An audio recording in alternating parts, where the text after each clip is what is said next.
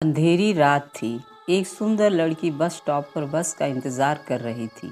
तभी रास्ते से जा रहे दो लड़कों की नज़र उस पर पड़ती है।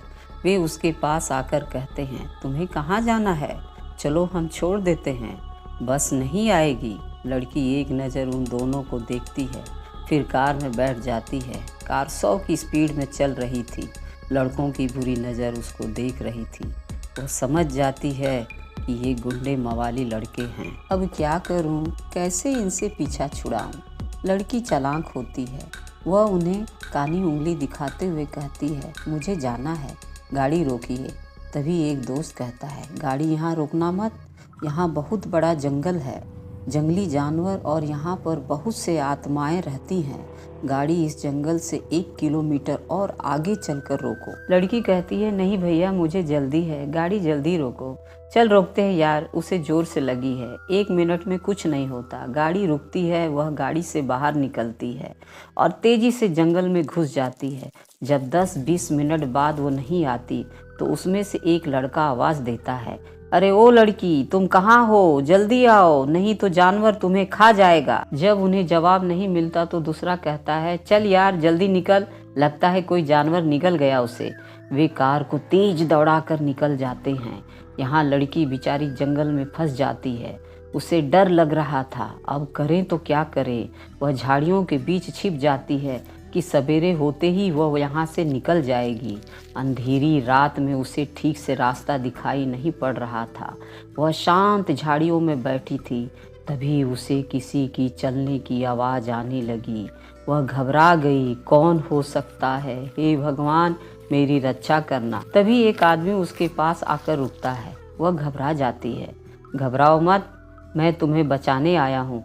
नहीं नहीं, मुझे नहीं जाना तुम्हारे साथ, नहीं चलूँगी। वह नहीं मानती तो लड़का उसका हाथ खींच कर ले जाता है। वह हाथ छुड़ाने की कोशिश करती है पर छुड़ा नहीं पाती।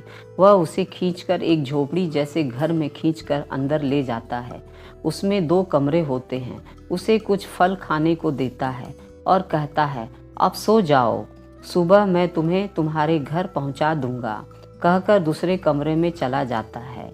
यह सो जाती है। सवेरे जब उठती है तो लड़के को पुकारती है, ओ क्या नाम है तुम्हारा? कहाँ हो? जल्दी उठो, चलो पहुंचा दो मुझे। जब कोई जवाब नहीं मिलता तो वह दरवाजे को जोर से धक्का देती है और कमरे में घुस जाती है। देखती है लड़का एक कॉट पर लेटा हुआ था। उसकी सुंदरता और शराफत पर दिल दे बैठती है।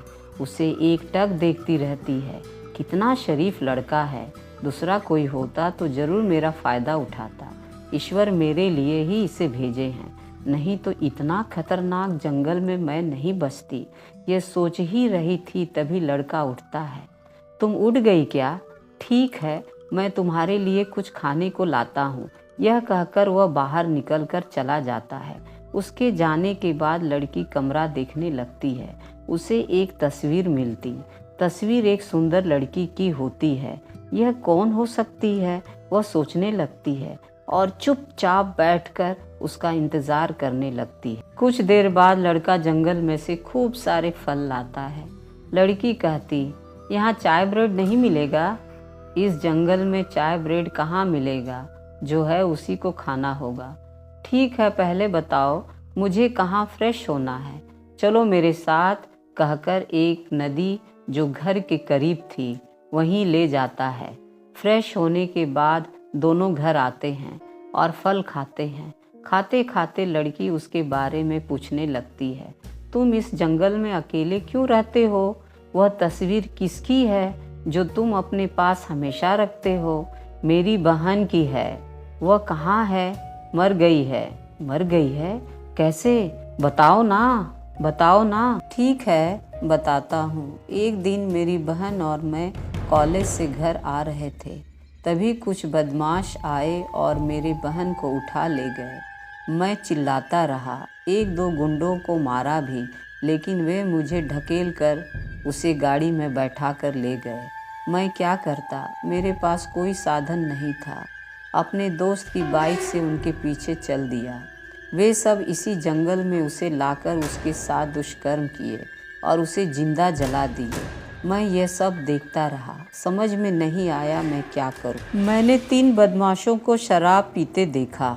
उसी समय मैंने जंगल की एक मोटी लकड़ी ली और तीनों को सिर पर जोर से मारा। वे तीनों तो वहीं ढेर हो गए, पर चौथा पीछे से आकर मुझे चाकू घोंप दिया। मैं जमीन पर गिर गया। हिम्मत कर चाकू को किसी तरह से अपने पेट से बाहर निकाला और जल्दी से उसी चाकू को उस चौथे बदमाश के पेट में घोंप दिया। वह जगह पर ही ढेर हो गया। इस तरह बहन के चारों कातिल को मार दिया और मैं भी मर गया। मर गया शब्द सुनते ही लड़की खड़े हो जाती है। तुम झूठ बोल रहे हो, तुम तो जिंदे हो, एकदम इंसान की तरह। भूत तो ऐसे नहीं होते, वे तो डरावने होते हैं। नहीं, आत्मा रूप ले सकती है।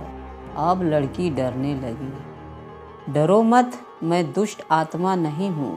लड़की के समझ में नहीं आ रहा था कि वह अब करे तो क्या करे, लेकिन दिल तो उसे दे बैठी थी।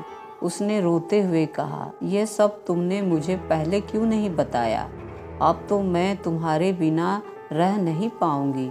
देखो, मुझसे प्यार कर क्या करोगी? मैं एक आत्मा हूँ। तुम जो कुछ भी हो, बस मुझे छोड़ नहीं जाओगे। मुझे पाने के लिए तुम्हें मेरे जैसा बनना पड़ेगा, तभी तुम मुझे पाओगी, नहीं तो नहीं। ठीक है, मैं मरने जा रही हूँ। देखो, ऐसा मत करो। अपने माँ बाप के बारे में सोचो, उन पर क्या बीतती होगी। तुम्हारा वे इंतज़ार कर रहे होंगे। चलो, मैं तुम्हें उनके पास पहुँचाता हूँ। लड़का उसको उसके माँ बाप के पास छोड़कर चला जाता है। लड़की उसे बहुत रोकती है, वह नहीं रुकता, चला जाता है। थोड़ी देर बाद लड़की दरवाज़ा नॉक करती है। माँ दरवाज़ा खोलती है। लड़की को इस तरह दरवाजे पर देख दोनों माँ बाप के आंसू नहीं रुकते। बेटी, तुम कहाँ थी? तुझे क्या हुआ था? घर क्यों नहीं आई?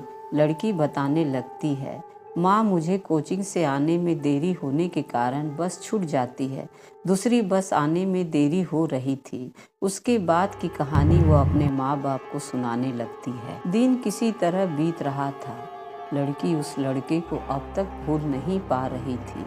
उसके बिना वह पागल हो रही थी। फिर एक दिन पहाड़ पर से कूदकर वह अपना जान दे देती है। उसके बाद उसकी आत्मा उस लड़के के पास पहुंचती है। लड़का कहता है, फिर तुम मेरे पास पहुंच गई? हाँ, मैं फिर आ गई, लेकिन अब मैं तुम्हारे जात वाली हो गई हूँ। मतलब मैंने आत्महत्या कर ली है। आत्महत्या? मगर क्यों? तुम्हारे लिए। अब तो हम एक साथ रह सकते हैं ना? यह कहते ही वह लड़के के गले लग जाती है। और तब से अब तक वे दोनों, जब भी वह रास्ते से अगर कोई भटक जाता है, वे दोनों उनके मंजिल तक उन्हें पहुंचा देते हैं। भाइयों, सभी आत्माएं एक जैसी नहीं होती।